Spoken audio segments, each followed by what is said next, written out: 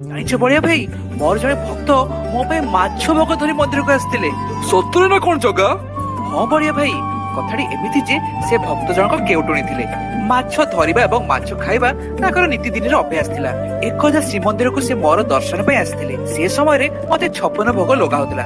ମୋ ଭକ୍ତ ଜଣକ ଯେତେବେଳେ ଦେଖିଲେ ମତେ ସାଧା ସିଧା ନିରାମିଷ ଖାଦ୍ୟ ଦିଆ ହଉଛି, ମୁଁ ତ ପ୍ରତିଦିନ ମସଲାଯୁକ୍ତ ଆମିଷ ଖାଦ୍ୟ ଖାଉଛି, କିନ୍ତୁ ମୋ ଠାକୁର ସ୍ଵାଦିଷ୍ଟ ଆମିଷ ଖାଦ୍ୟ ଖାଇବାରୁ ବଞ୍ଚିତ ହେଇଯାଉଛନ୍ତି। ଏହାକୁ ଭାବି ମୋର ଭକ୍ତ ଜଣକ ପରଦିନ ତଟକା ମାଛକୁ ରାନ୍ଧି ଏବଂ ପଥରେ ପଥରେ ତାକୁ ଘୋଡାଇ ଶ୍ରୀମନ୍ଦିର ଦ୍ୱାର ସମ୍ମୁଖରେ ପହଞ୍ଚିଗଲେ। କିନ୍ତୁ ମାଛର ତୀବ୍ର ଗନ୍ଧ ଶୁଙ୍ଘିକି ତାଙ୍କୁ ଦ୍ୱାରପାଳ ମାନେ ଅଟକାଇ ଦେଲେ ଏବଂ ତାଙ୍କର କଦଳୀ ପୁଟୁଳିକୁ ତଳେ ମଧ୍ୟ ପକାଇଦେଲେ।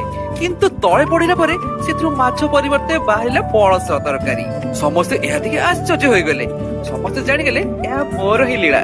ତାପରେ କଣ ହେଲା ଜଗା? ତାପରଠାରୁ ସେ ମୋର କେଉଟୁଣୀ ଭକ୍ତ ଜଣକ ନିରାମିଷାସୀ ହୋଇଗଲେ ଏବଂ ପ୍ରତ୍ୟେକ ଦିନ ମତେ ପଣସ ଭୋଗ ଲଗାଇଲେ। ଜଗା, କି ଲୀଳାରେ ତୋର! ଜାଣିଛ ବଳିଆ